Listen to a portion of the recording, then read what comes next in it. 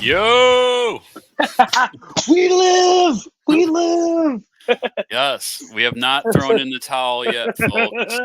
You're We are, stuck listening to us. yeah, we are still here. We did take a break last week. Life gets in the way sometimes. Oh We're both man.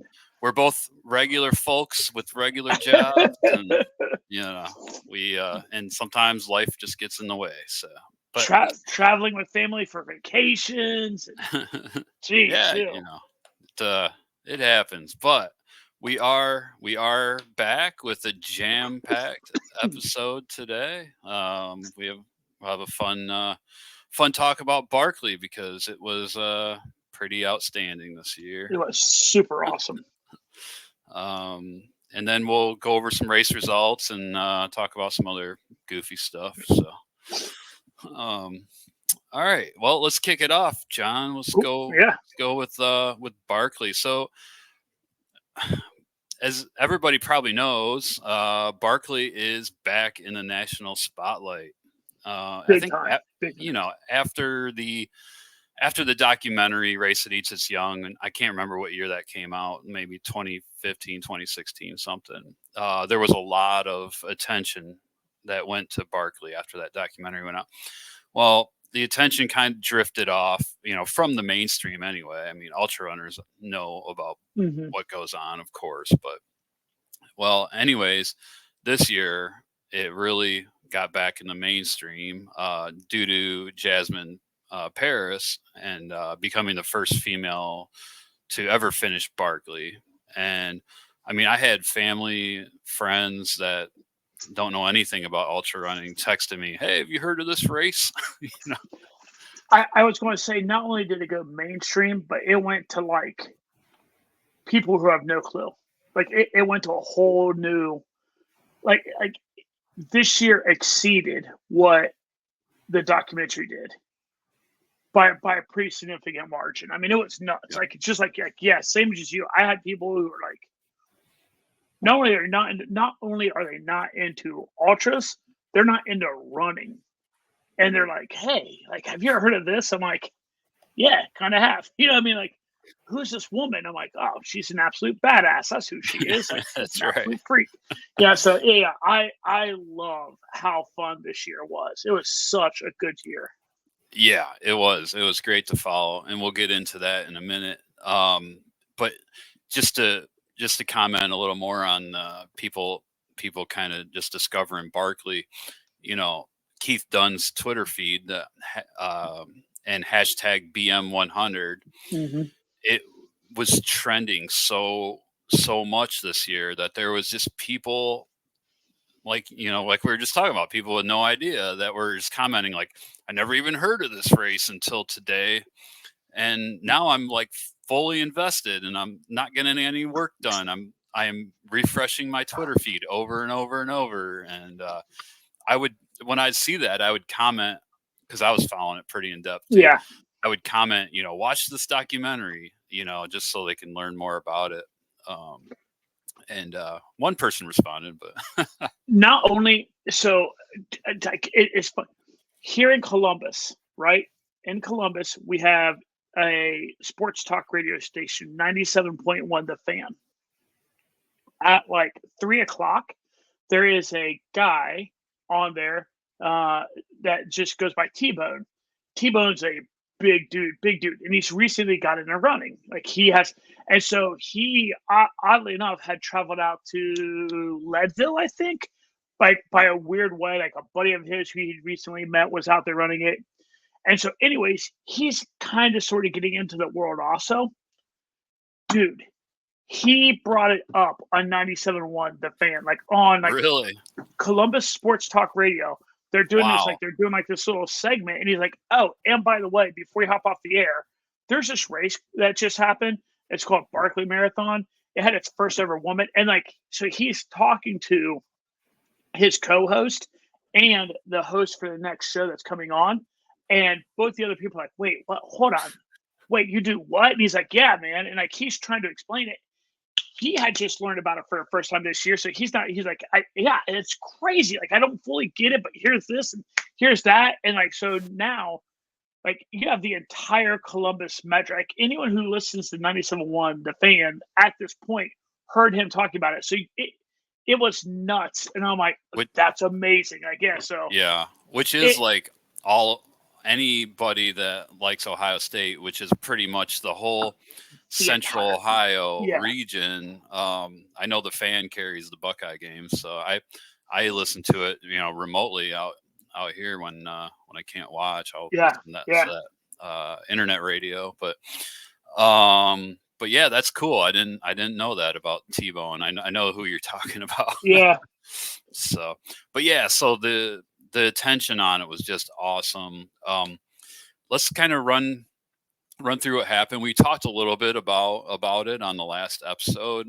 As it was going on, we were live, or not live, but we were recording when they were out on loop 4. But I did learn some other stuff that happened that we didn't discuss. Like, first of all, the conch shell, which when Laz blows the conch shell, it symbols they have an hour before it starts. The conch shell, well, let me back up. There was a car alarm that went off at 3 a.m. Oh, and it was a false alarm, or it was a false conch, I should say. So it created a big stir. Everybody thought the conch blew at 3 a.m. And then, some people, I'm guessing they started getting ready, whatever, until they found out that it was just a car alarm. But luckily, it was, the conch shell did blow at 4:17 a.m. So just a little over an hour later. So it wasn't that big of a loss, really. The cigarette was lit. So when Laz lights the cigarette, the race starts, and the cigarette was lit at 5:17 a.m. And there was two runners that threw trash on the ground at the start. And I'm not sure. I still don't know if that was just if that was made up by Keith Dunn or not.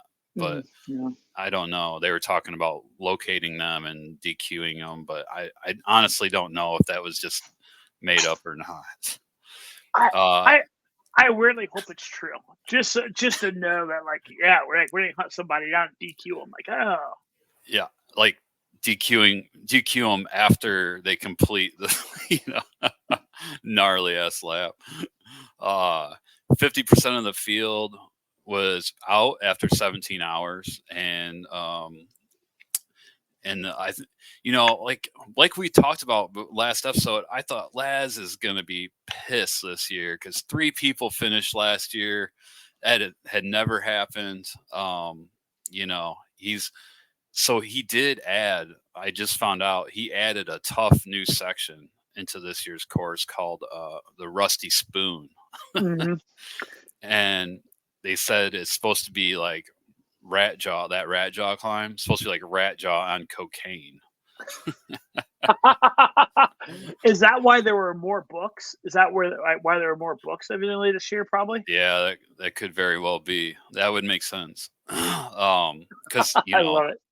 I'm sure they had to plan a book, in the Rusty Spoon section. Or yeah, whatever. yeah. There were a ton of memes about the Rusty Spoon section. I don't know if you ever heard of salad fingers. No.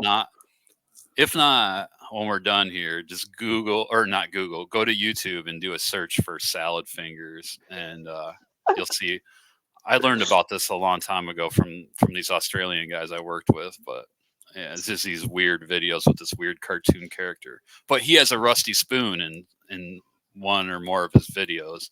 So anyway, that there was memes with salad fingers and the rusty spoon. And I don't even know if people that were posting these memes about the rusty spoon knew about salad fingers, but I did. So I was like, oh my God, salad fingers. Pretty funny. And then, we had talked about Guillaume, how he missed a page. And I found out later that it was loop 1 that he missed the page on. And he didn't know. He's like, what happened? And he asked them, like, can I go back out and get it? And they're like, nobody's ever done that before, but you can. And he went out to get his page, and he and another runner had grabbed it for him or something, and he came across Oh. that runner and got the page, and that runner said, well, so and so grabbed it first and they gave it to me to give to you or something. Well, that runner that gave it to him, if the runner that gave it to the other runner, he wouldn't have saw them, so he wouldn't have got it if that other runner would have kept it or something crazy. But that brings up a good point. So Jared Beasley, he's a good writer. He writes for Ultra Running Magazine. He wrote this article about Barkley this year, and it's called "A Bit Traumatic and Wonderful." And it's a really great article. It really gets down into it, so you can read more about Guillaume and his missed page. So I highly recommend doing that. I'll put a link to that in the show notes. But so anyway, so that was one of the crazy things that happened, and you can read about the other crazy things in this article. But really, the magic of the race kind of started when 10 runners went out on loop 4, which had never happened before. It kind of blew us all away. We're like, holy crap, like what's going on? And then a record 7 runners went out on loop 5, which that's never happened. And one of the runners that went out on loop 5 was Jasmin Paris, who Keith Dunn, when he makes up names for everybody, was calling her #small European woman. And dude, that was trending. Even that started trending. Yeah. Oh yeah. Somebody in the Twitter feed that was following the race got a tattoo. #small European woman. Yeah. #small European woman. That's dope. Yeah. So that is outstanding.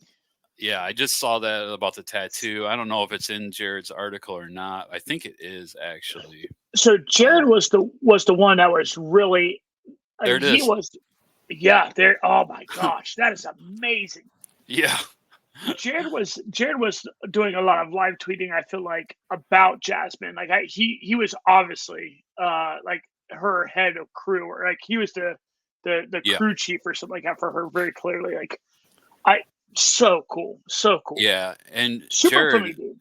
Yeah, he is. He's really cool. Like if you share his tweets and you comment on them, he will like them, and that's really neat. And I actually read one of his books recently about Al Howie. We can talk about it some other time, but he's a really great, like multi-day type runner. He had the record for a while for running across Canada, but it's a pretty good book anyway. But yeah, he's a good writer. So yeah, 7 runners out on loop 5, including Jasmin, and then I can't remember what day it was. It was Friday. It was on the Friday when we were waiting for the runners to come in, and everybody's refreshing. We had talked about finishing times on the last episode. How didn't you say somebody finished in like 52 hours and some odd minutes? That was the record. That I want to set the record. Like 52 hours is the fastest. 52 and change is the fastest. Yeah. Yeah, so the first place this year was Ihor Varies, who was the assist in Big's backyard from last year, and he's very accomplished. He's had some other great wins, but he was first in 58 hours and 44 minutes and 59 seconds. So pretty much 58:45, right? 1 second away from that. So, and that's first place, right? That's a pretty fine margin for the first place person to finish when all these people finished this year. And that was his first Barkley finish, and he's the 18th person to ever finish Barkley. John Kelly came in next, and we all know John Kelly. He's a beast, and this was his 3rd Barkley finish. He's the 2nd person to ever have 3 Barkley finishes, and his time was 59 hours and 15 minutes. And then Jared Campbell came in next. Jared is a Barkley legend first person to ever get 4 Barkley finishes. So, Mhm. these guys, John Kelly, Jared Campbell, I think they found the key, right? They've unlocked the secrets. Super cool story. Oh wait. Oh shoot. What was it? Jared, or is it Jared or John that hung out at the gate and asked Jasmin like, "Hey, what way do you want to go?" Did you hear Yes, about that? that was Jared Campbell. Dude, Yep. that speaking of having the key and like getting it, like that level of like that deep into a race, but still that level of confidence that like, all right, like I feel secure. I feel like I'm comfortable with what I need to do. I want to make sure you get it. Like that was your part of the. That was one of the other little like sub stories in the bigger story that I'm like, man, like this year is so awesome. So that one, Yeah, I'm really glad you brought that up because I almost forgot about it. But like super cool thing of Jared to do. He was obviously ahead of Jasmine, so he could have yeah, taken his choice. But in the spirit of Barkley and in the spirit of the fact that there's never been a female finish Barkley, and Jared Campbell just seems like a top notch dude anyway. He offered Jasmine, because he offered her to take her choice of which way, and that she wanted to do the last lap, and then he would obviously do the other one. So, but yeah, great point. Glad you brought that up, John.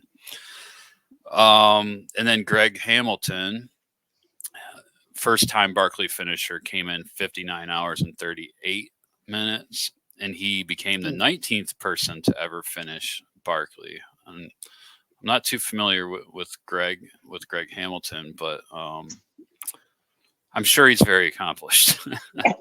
so it's funny because as we're sitting here reading those names, right? I'm not even going to lie about this. I may be perfectly honest. I knew I knew that there were 5 finishers this year, right? Because it's the most ever.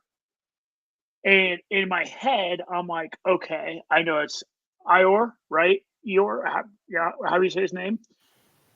Jared, John, Jasmine. Dude, you have this poor guy Yeah. that gets his first ever. He gets his first finish at Barkley. Never mind, he gets a finish at Barkley, and it's his first ever. And you're just like, oh yeah, there's this other fifth dude. What's his Yeah. name? Oh, let me look it up. Yeah. And like you said, He. damn well this dude's also a beast. Like he's a bad. Like you don't finish Oh yeah. Barkley and not a badass, Oh, right? Like for sure. For sure. it's just There's no so fluke. funny. That's no fluke. Yeah. Like he didn't just like stagger across. Like Yeah. what I bet. Like no. I think it's so like I feel so bad for the dude on a weird level. We're like oh yeah. Yeah. By the way, there's this other dude. Like it's like dude who like there's this fifth guy. Well, he's actually the fourth finisher this year. Like oh yeah, that's right. Yeah. You're like damn. So Yeah. poor dude. No, that's awesome.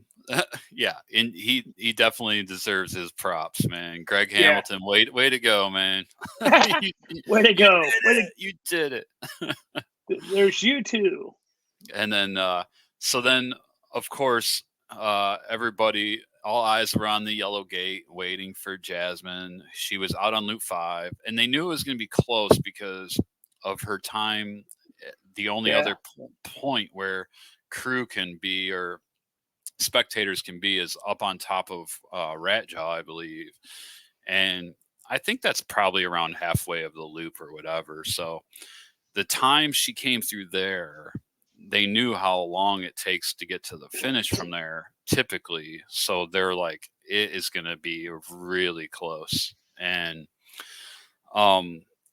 even before she went out on loop 5, Jared's article here says she was busy cramming everything she can down her throat, inhaling calories in gulps and gobbles.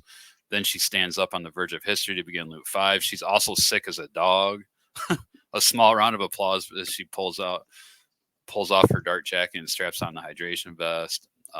So yeah, she was definitely not in good shape going out on that last lap. So we knew it was gonna be close. Everybody was. It was Friday. It was towards like I don't know what it was for me. 2 o'clock or something. I was refreshing,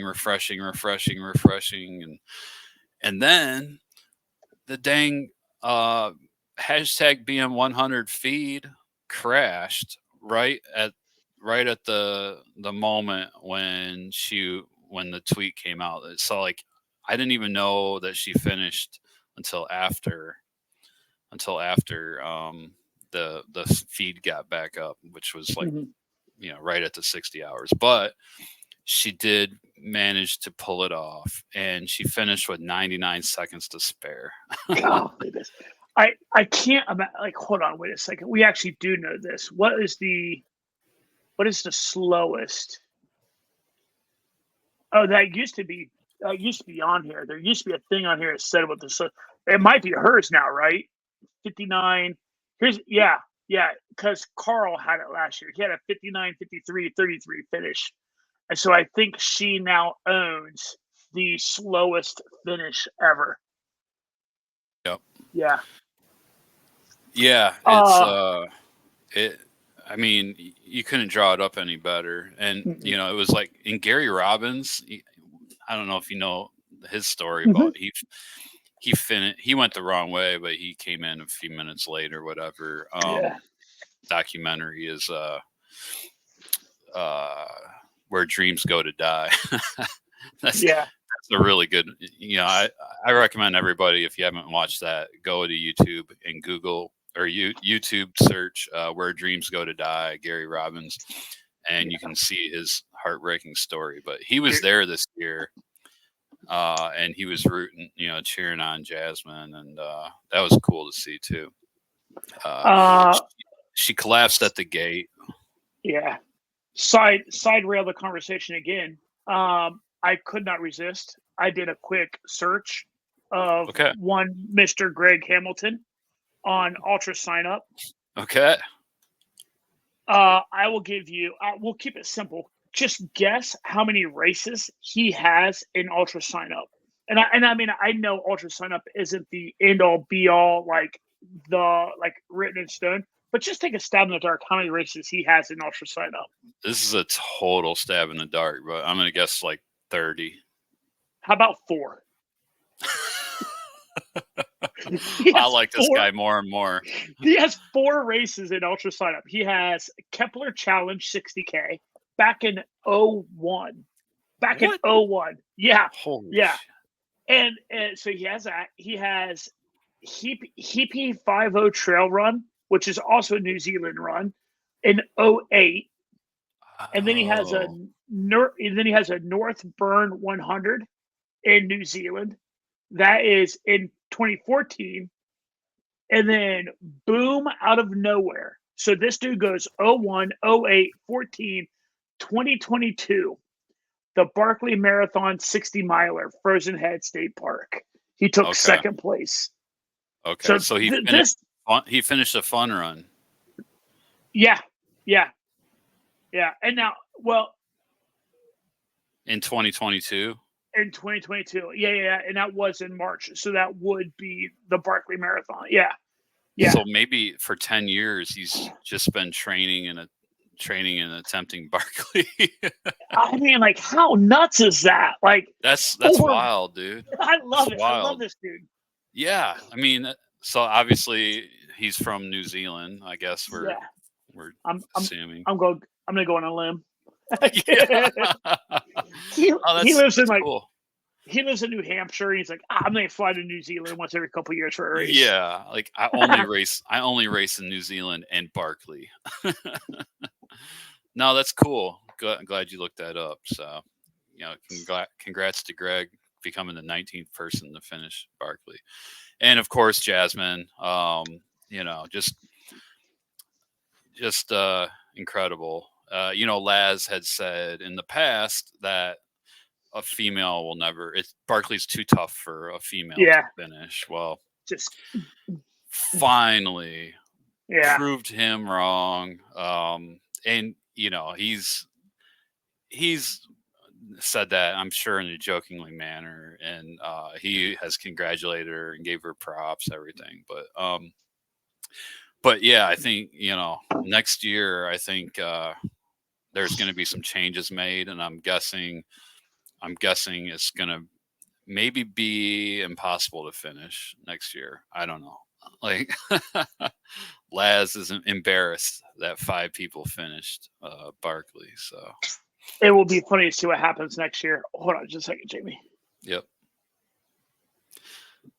Keep going. I'll be right back. Okay. So so that's it for Barkley. Trail Runner magazine said it might go down as one of the greatest days in ultra running history, and it would be hard to argue that because it was pretty impressive. So, Barkley is a non-traditional race, and so definitely, as far as non-traditional races go, definitely one of the greatest days in ultra running history. So let's move on to some other race results. So we have the Crown King Scramble, which is an Air Viper race, and it's a 50K. And this race has been going on a long time. I can't remember how many years, but I thought it was like 30 some years, maybe. And yeah, so looks like it's been going on since 1987, the 50K. And it's a point to point, and it's major net uphill. It's 6,528 feet of climbing and 2,841 feet of descent. And I'm pretty sure it's just a 50K running up a mountain. Up to the desert, heart of the Sonoran Desert, to the town of Crown King in the Ponderosa Pines of the Bradshaw Mountain Range. It goes through several climate zones, takes you from spines to pines. The first half of the race is rolling, smooth dirt forest road, and the back half is on a rough 4-wheel drive Jeep trail that climbs steeply up into the mountains. You'll watch Lake Pleasant grow smaller and smaller in the distance, and cooler temperatures as you drive forward. So the race starts at 17,000 feet above sea level and tops out at mile 28.7 at 6,520 feet of elevation before a final 600-foot descent into the finish. So sounds like a pretty cool race. I would like to definitely do at some point. And for race results this year, Ryan Raff won, and he set a new course record for the Crown King Scramble 50K in 3 hours and 41 minutes. And David Roche, who's a pretty famous ultra runner, well known in the ultra running circles. He's a coach, and his wife Megan is also a great ultra runner. But David came in second in 3 hours and 44 minutes. And just going back to that course record, Ryan Raff, 3 hours 41 minutes in a race that has 6,500 feet of climbing is pretty insane. Easy work. Yeah. So this is Crown King Scramble, and I believe Pete Griggs did this race, and a friend of ours, Pete, did this race 2 years ago. We'll get to see some of this course here in a couple weeks. Johnny and I are going to be out crewing our friend Pete at Cocodona 250 in the beginning of March, or beginning of May. Sorry. Speaking of the phrase crewing, you know what I want to normalize? You know what I want to bring back? To call it handling again. Yeah, like Old Dominion. School. Yeah, like hey, who's your handler? Like, right. I want to bring back the verbiage handler instead of crew. Like, hey, we're his handlers. Yeah, so I think I'm there. Did they used to call pacers safety runner? Safety runners, yeah. Safety runners and handlers, yeah. So we're gonna be out. We're gonna be out handling.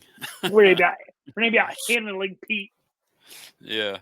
Ryan Raff set the course record out at Crown King, which Johnny I just mentioned has been going on since like the 80s. It's long, like 30 some years. But and the female first place was Megan Roche, who I just mentioned, because that's she's married to David Roche, who got second for the men, and Megan got first for the females in 4 hours and 30 minutes. So very cool. All right. Next one, we're going to look at the Prairie Spirit Trail. And this is one that I read about all the time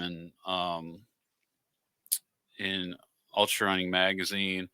And I don't know why I'm just like drawn to this race. It seems like a nice, fairly mild race through Kansas with some nice scenery. It's on a Rails to Trails course. It runs through numerous quaint little towns. It's an out and back, beginning in Ottawa, Kansas, travels south to Lola for the 100 milers. And Garnett travels to Garnett for the 50 milers, or Richmond for the 50K, and then back to the finish. So all the races are now back. Dude, that is brutal. There is a level of there's a level of sadisticness to that. Like there's multiple levels of sadisticness on that. Like, could you imagine? Could you imagine being on, like, I don't know, man, like mile 40 something, like upper 30s, low 40s, all the way in a hurt locker, and then some fast son of a bitch goes streaking back by you. You're like, mother effer. Yeah, probably more like 25 miles in. Dude, that would be unbelievably shit. Yeah. Like that, I can't wrap my head around how demoralizing that would be. Well, it's kind of like Mo Yeah. when you're on the beginning of your third lap, and then the finisher first place person goes zooming by, or you're ended to the second lap or something. My first attempt at Old Dominion, I remember being at like mile 80 something, 70 something, like kind of still far out there, right? Like a still good ways to go. And hearing what I thought were like the fireworks for the finisher, and just be like, oh, this sucks. Yeah, just knowing they're like, good God, like I still have a monster climb to go. Yeah. And a huge descent, and someone is just like chilling at the finish line. I'm like, damn it. Yeah. Like, this would be painful to watch someone go streaking back by you. Yeah. Like that. Oh. I'm kind of drawn to it just because of, I don't know, it's just a rail trail, like kind of flat, easy course. I don't know, it'd just be a nice like race to just kind of go do for fun or something. I was looking at the 50 mile. I don't think I would want to do the all 50 out and 50 back, but 25 out, 25 back, make quick work out of it, and check out the rail trail. Well, not quick. What are we trying to throw down there, Mr. Jamie? No, not quick. Not quick work. I'm not. Jamie's like, trust me, I'm not fast by any means. Jamie's like, I'm redlining the whole race. What's up? No, but it would be fun just to see, if you could set a PR out there or something. Do you think flat races are best for setting PRs though? For you personally, like, do you think that's like? I don't know, because with flat races, there's always one thing that starts hurting, and you're never going to change up your muscle groups. So that one thing is just going to start hurting worse and worse. I mean, the only time I've gone sub 6 in a 50K is on a flat loop course, and also in playing possum. Those are the only two. Yeah. Only two that I've gone sub 6 hour on a 50K. And I mean, listen, I'm not going to say playing possum has a ton of vert, but it does have just enough of the little, like, down in the little ditches and back up, and it has just enough. You said what you just said is like dead on what I was thinking. Also, like you get to change angles and muscle groups just enough. They're like, oh, thank God. You know what I mean? Like it's always interesting when I think about like, oh, one day, like if everything falls in a line, like, oh, it'd be kind of cool to find like a easy like a course I could maybe go 24 under 24 on 100, and Yeah. but then I talked to like Pete Griggs, who went down and tried to do it at or didn't try, did go At down and do Yeti. it at a Yeti, and he's like, dude, he's like that was horrible. He's like he said his hip flexors killed him forever and a day. He's like it was brutal. So I'm like, Yeah. maybe I don't want to. Yeah, it's just Yeah. Maybe something that's a little more rolling. yeah. But not like crazy long climbs or anything. Yeah, I set my PR at my 50-mile PR at Muck this year, actually. So, and that's a lot, 10, like almost 11,000 feet of climbing. So, but the downhills are nice. You can make up a lot of time on the downhills. So, Hashtag not rolling. yeah, no, Not rolling. no. But those long descents, you can make up a lot of time. They are great. Yeah. Okay, so results for the Prairie Spirit Trail 100-miler was Cody Jones, 14 hours, 11 minutes, first place, and Andrea White, 17 hours, 15 minutes, first female.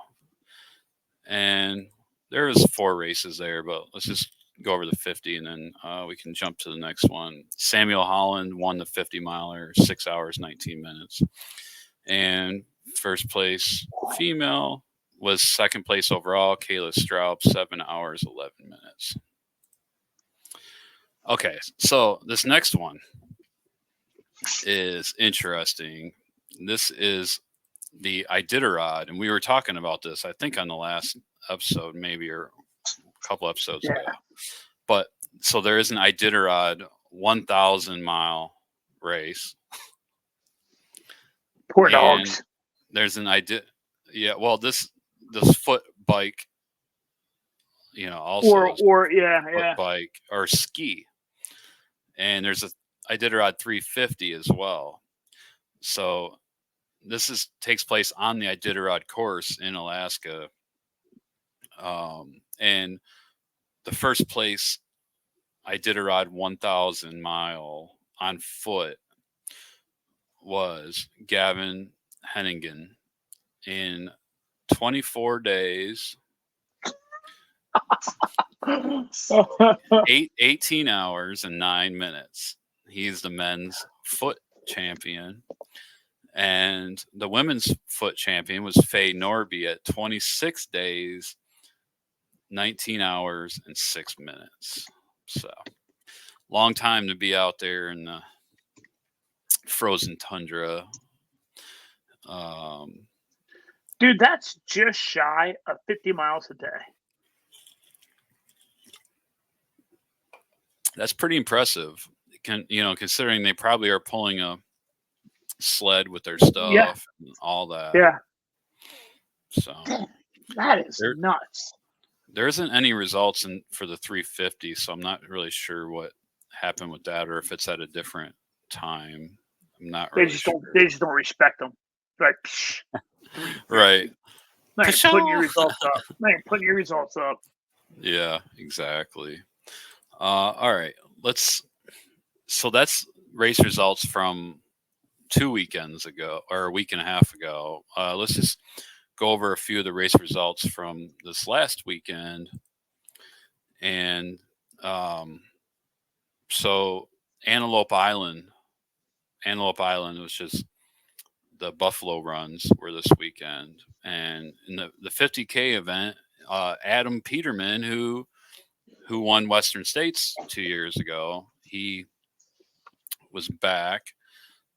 He was injured for a long time, and he's getting back into racing. And of course, he enters the 50K and he wins, setting a course record in 3 hours and 27 minutes. Welcome back, Adam Peterman. Yeah. Somehow I feel like my return to running will not be as illustrious. Yeah. And then Devin Pancake got second, 3 hours, 41 minutes. And I think I think in the I Run Far article, they made a mention like Devin Pancake waffled towards the finish or something. But anyway, in the women's race, Alexis Krellin was the winner in 4 hours and 38 minutes, and she was 6th overall. There was a 50 miler also. Maria Johnstone took the win, 8 hours 33 minutes, 10th overall, and then Rondi Orme finished second for the ladies, 8 hours 35 minutes. Zachary Garner took the win for the men, 6 hours 30 minutes, and he was the overall winner. And then there was this is interesting. The Antelope Island Buffalo races, there was a 100-mile race. Luke Metzger won in 18 hours 24 minutes. Third place went to Speed Goat Carl Meltzer in 19 hours 10 minutes. Carl has the record out there from a previous year, but this was Carl's 83rd 100-mile finish. So who'd you say won? The winner was Luke Metzger in 18 hours and 24 minutes. Luke Metzger? Yeah. Metzger. Huh. And second place was Justin Elpaw, 18 hours and 44 minutes. And Speed Goat Carl got third. Then on the women's side, Holly Pierce was the winner in 26 hours, 27 minutes. And second place, Leslie Cross, 27 hours. Ashley Forshee was third, 27 hours, 37 minutes. So, yeah, like I said, that was Carl's 83rd 100-mile finish. So, all right, hold on. Am I all right? Maybe did I have like a moment of like blackout? It's Metzger and Metzger, correct? Meltzer. Carl, okay. Carl Meltzer. I'm like, wait a second. What is? Am I just like what? I was like, maybe that's Speed Goat's alter ego. Well, that's what's funny. I'm like, wait a second, who's this Luke guy? And like, why are we like, why are we blowing up by the fact that like there's like some family member out there that's like racing? Oh, that's funny. Like, so Speed Goat Carl does have the course record out there from 2013 in 14 hours and 34 minutes. So he, was almost 5 hours more than his course record from 2013. But anyways, that's his 83rd finish. So I think we'll be following at least a couple more 100-mile finishes from him this year. And then the Georgia Death Race was this last weekend. For the females, we had Shannon Wheeler Deboof. She won in 16 hours and 50 minutes. She was 10th overall. And Flavie Doken second, 17 hours and 48 minutes. On the men's side, Brandon Connell finished first, 13 hours, 25 minutes. And Lucas Burr took second in 14 hours and 40 minutes. I'll say 13 hours and 25 minutes is pretty fast on that course. Yeah. It's like 74 miles, and there's a lot of climbing. I don't remember how much climbing, but it's, let's see. I thought it was like close to 20,000 feet of climbing, but that's a pretty fast time on that course for sure. Okay. And the last race I want to do results for is a new race, an inaugural race that took place in Cool, California.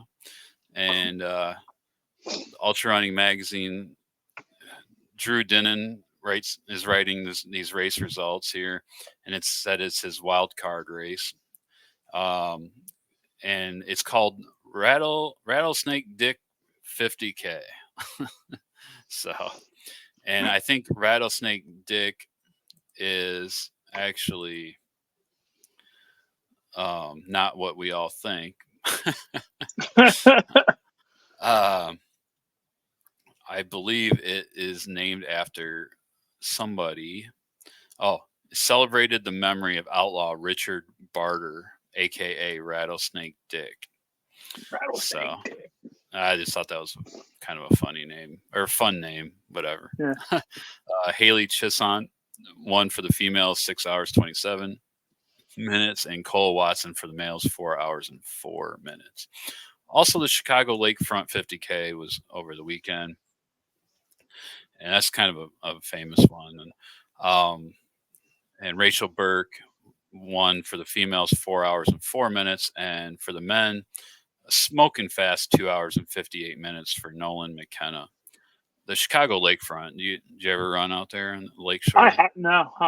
It's pretty nice. I mean, it's flat, and it's paved, Yeah. but it's really cool. Like on a summer morning, just get out there early and run next to the lake. It's pretty nice. So, all right, that's it for race results. We covered 2 weekends, so um, let's move on. All right, we're going to continue with our coverage of AJW's articles and I Run Far about his under the radar races. Last episode we talked about the one in at Letchworth State Park, um, which is in the Finger Lakes region. We talked about that one, and this that was the Jenny. I can't remember the name, something on the Jenny. But this week we're going to talk about Zane Grey, and Zane Grey is out. It takes place out where the Mugian Monster is in Arizona, which is like Oh. Ooh. near Pine, Arizona, I believe. It's in the Muguian, or I can't remember how to say Come it. on, get it out. I know. I Miguel- every time I look at every time I look at that race, I actually begin to pronounce it like the country. Yeah, And I'm like, no, Mongolia. yeah, Mongolia. No, I'm like, no, that's not it. it's Come on. Mugian. It's Yeah. Mugian Rim. It's in central Arizona. It's 2,000 feet above the desert floor in central Arizona, dotted with massive rock outcroppings and rich forests of ponderosa pine. It's called the Rim. A friend of mine, Ed Furtaw, who's also associated with the Barkley races, he he lived out in that area, and there's a 50K going on out there, and May 4th, the Pine 50K. So if anybody is looking for a 50K that weekend out in Arizona, that would be a good one to run. Um, so yeah, Zane Grey has been going on for a long time, since 1990, and many famous ultra runners have participated in this one over the years. Scott Jurek, Nikki Kimball, Carl Meltzer, Dave Mackey, Deanna Finkel, Anton Kripicka, Geoff Rose, Ian Torrance. I mean, the list just goes on and on. So this is a pretty famous race. It's good to see that it's still going on. It's held in late April each year. It's gone through a few iterations.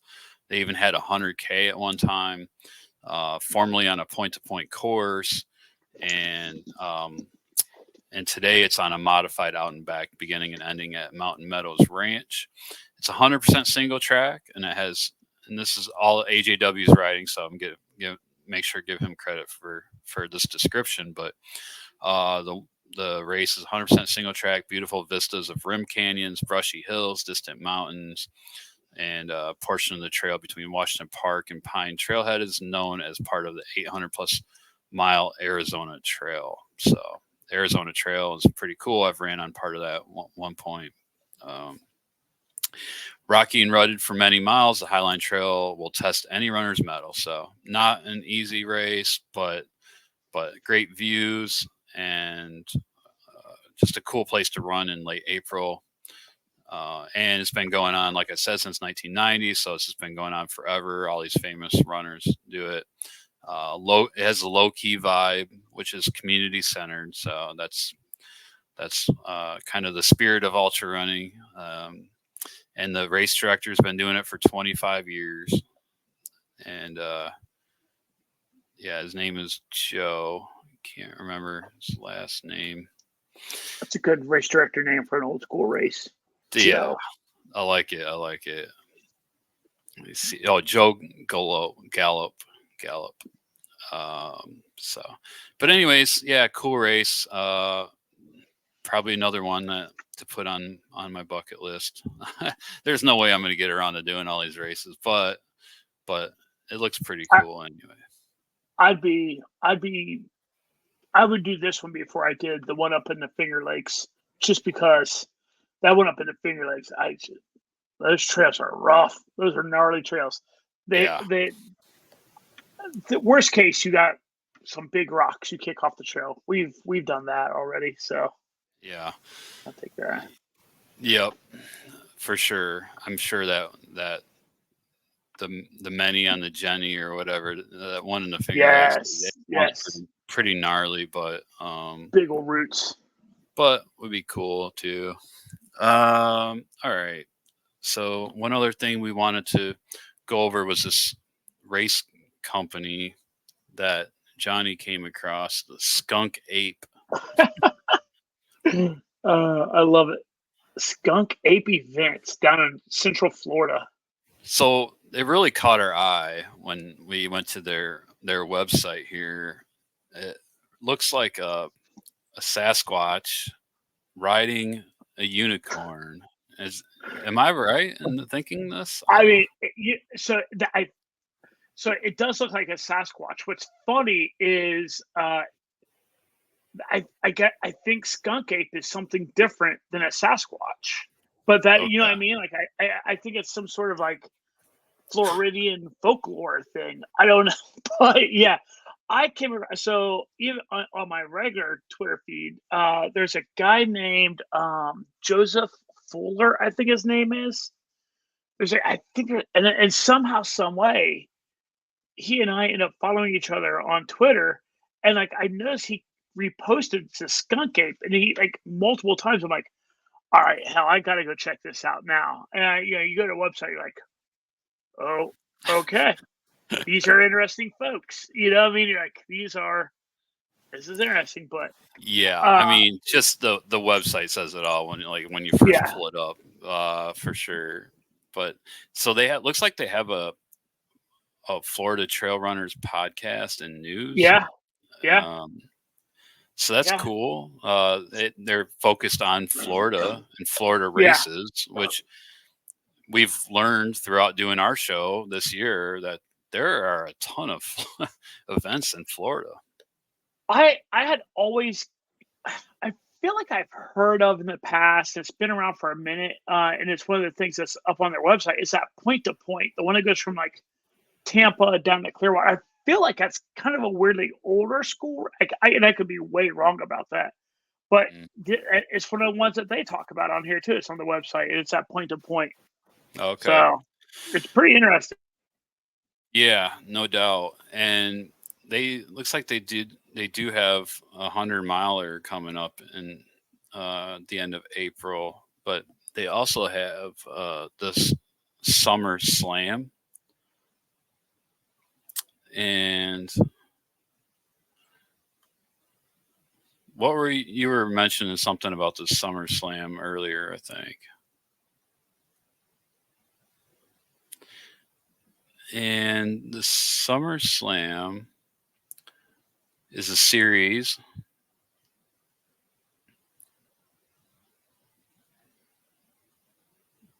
Okay, so I think the Skunk Ape 100 is the one that is coming up April 27th and April 28th.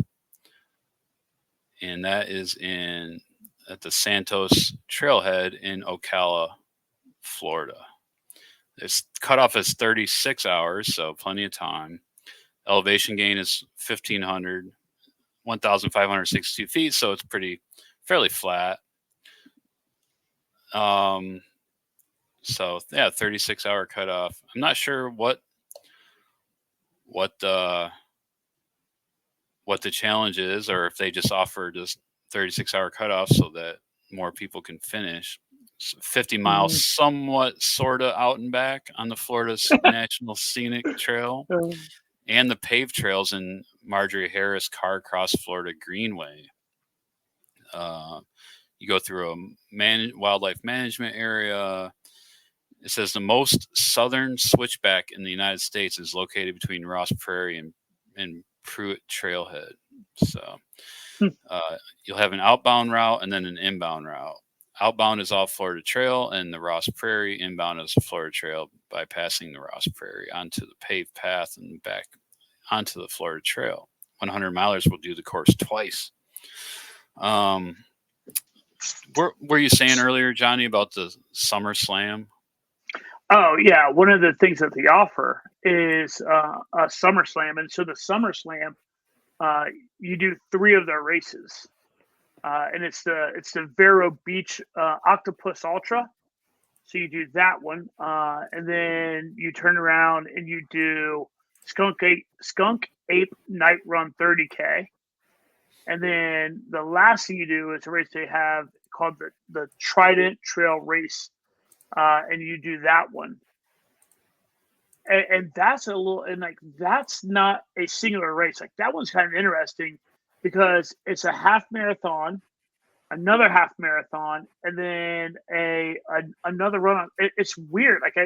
It's an interesting thing. But anyways, if you do those 3 things, like they have a pretty dope little like trophy looking like thing. But those those 3 things you have to knock out are over a 15-ish day window, it looks like. So it's pretty wild. What was the finishing? The finishing prize? Oh, it's like a trophy, and the trophy is like has like a trident and like a weird like unicorn rearing up and like a Sasquatch thing throwing up the deuces off the back of it. It's interesting. So that sounds hilarious. Yeah, I don't know if you have SummerSlam up there on the window, you can go to it. It's one of the top tabs running across to your right. Oh, here it is. Right and then scroll all the way down. It's where that weird trophy like thing is. You can get right there. And so you see the red part. The red part is like the I don't know. It sounds like some interesting some deuces for sure. I mean, that's pretty cool. I like it. Yeah. All right. Okay. So I think we're just going to move on to our final story tonight or today. And this is Outside Magazine and their run portion of their publications. And let me share this tab. So we're talking about running in Crocs. So weird. Yeah, I mean, okay, so it starts out, it says, should you consider running in Crocs? And runners are racing ultra marathons. Yeah, hard no. Runners are racing ultra marathons and fast 5Ks in Crocs. Here's why you might want to join them or not. So there's a picture of somebody trudging down the trail in a pair of Crocs, and it looks like to be some standard white socks. Yeah, I mean, I'm just like, how are you not wiping out, like sliding? I mean, they don't have any traction, do they? No. What's kind of funny is I have a pair of Crocs on right now, and there's like minimal. There's like I'm like it doesn't, and like it's just not. It's you would have to buy. It's interesting because the article it actually talks about buying a size up from his normal shoes. That's insane. There'll be like I don't how they're even if you put them in 4-wheel mode or sport mode or whatever the kids want to call it nowadays. even if you pull the strap back, you have it on your heel. It it, it flips and flops all over the place. Yeah. This is just, I you think know what? all about releasing the pressure because he had to pull out of his first 100 miler, um, and relieving the pressure on the foot. I'm guessing like blisters and Yeah. things like that. Uh, okay. So anyway, yeah, there's more pictures of people in Crocs. Like this is starting to become a thing. More power to them. I don't know. Yeah. Yeah. Not for me. I mean, I did start out my ultra running.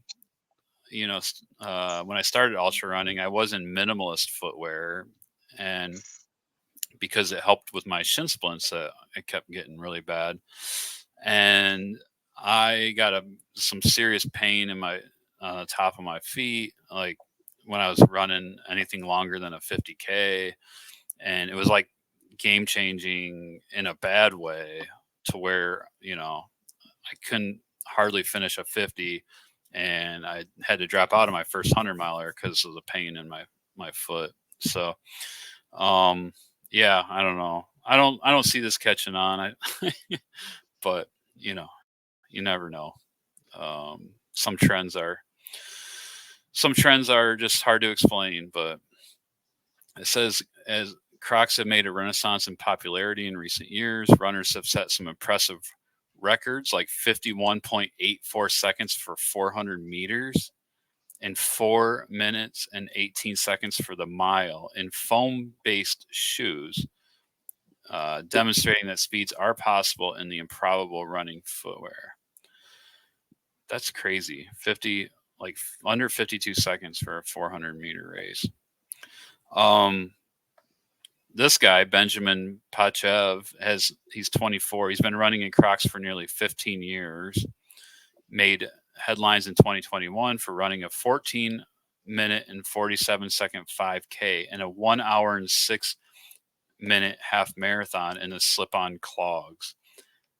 That's just insane. Like, I don't get it. It's, yeah. His It doesn't make any sense. his dad uses the analogy it's like running barefoot on grass. And then they go on to talk about the cost of running shoes exceeding $130 to $150, which is true. Running shoes are just stupid expensive anymore. And doubled that for a pair of carbon plating racing super shoes. But Crocs are an inexpensive alternative, usually in the $25 to $40 range, depending on the model. Offer similar benefits to shoes made by brands like Zero and Vivo Barefoot, that offer a range of barefoot style models with more traditional athletic shoe uppers. So,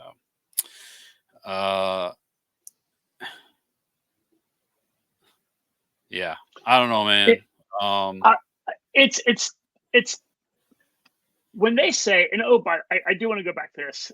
Just when they say folks are switching over to Crocs, when they say folks, more than two is accurate. There's four, right? Like they made it sound like there are literally these number of people out there, right? It's like the person who ran the super fast sprint. There's these two guys who are running up in the Northwest, and there's the dude in Texas. Those are the folks that are switching over. It's I don't know. This just seems like one of those clickbaity articles. But anyway, it's one of those weird things where this will be kind of a litigious, like this will be a kind of a weird thought, or just like a very off the wall, not going to happen kind of possibility. The fact that the writer of this article was like, oh yeah, and considered a alternative to running shoes, right? They say that. I mean, Ultra got sued because of injuries. Like they saying, oh yeah, it's an alternative to running shoes. Yeah, They're going to have all kinds of like gullible knuckleheads, like, oh, well, I'll try that, and that's a crazy article. These two knuckleheads. Yeah, Vibram Five Fingers, I think they got sued too. Yeah, because of the people getting pain, the top of foot pain, and everything else, and stress fractures. Just because people, going out and doing too much in these minimalist Yeah. shoes, like it takes years to adapt to minimalist shoes. Like I found that out the hard way. Not only like it's also about like your foot strike, like the adapting that goes into it is just this is yeah. I just thought clickbaity kind of goofy, but I it just is thought fun. it was kind of funny. Like I Yeah, can't even yeah, like I you know the trail running world is pretty acceptable of people in general, but like yeah. if you're wearing Crocs in a trail race, you're gonna get a few head turns. 100%. I mean, the folks running around in the sandals, they get head turns. Like Yeah, Luna these guys are sandals, definitely going to which get. Yeah, yeah. I did a half marathon in Columbus in Luna sandals once. Oh, jeez. But yeah, I run only in ultras now. But anyway, all right. Well, I just wanted to close out with something fun. But I think that pretty much wraps it up for us today. Did you have anything else?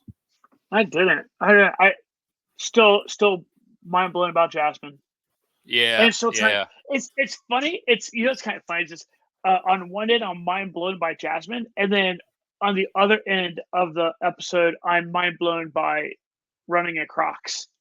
Like the bookends of the Yeah, episode tonight.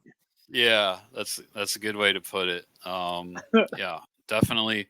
Jasmine Paris, instant legend. I mean, she was a legend before Barkley. I mean, she's a fell running champion in over in England, and she's very accomplished. She set a record, I believe, at the Spine race.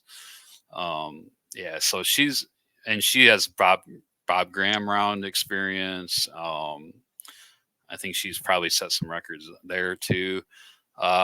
Very, very accomplished, but Yeah, yeah, and for her to come in and get Barkley done is a moment in history. It's a yeah, moment in ultra running history. So, um, and and I do want to mention one more thing before we close this show. Is March was International Women's Month, and I do want to say that women are having their day this or having their yeah, year. 2024 has been awesome. We saw Courtney Dauwalter continue her streak of awesomeness and win Trans Gran Canaria. And then Camille Herron goes out in this 6 day event, Lululemon 6 day event, and just sets, I think, what was it, like 11 or 12 world records. And two of those records were outright records, beating um, beating all everybody, males, females, and Jasmin, of course, getting Barkley done, and then Ashley Paulson, who's also having a heck of a year. She's won her brilliant. last few 100-mile races. So, yeah. So as I mentioned before, it's going to be very interesting to see the women ultra runners of the year come end of the year. It's going to be some pretty stiff Yeah, competition. So, yeah. congrats to the ladies for definitely making it an exciting year and getting some great things done. So, Cool. all right. Well, I will go ahead and take us out. If you get a chance, please give us a like, comment, or rate the show if you're listening to it on a podcast. Tell a friend. um, Phone a friend. yeah, I mean, it it can only help spread the word. We're just wanting to have fun with it and make it a community like we've discussed before. So, but we appreciate your support to those that are listening. So, all right, Cool. go ahead and take us out. See you on the next one. See ya.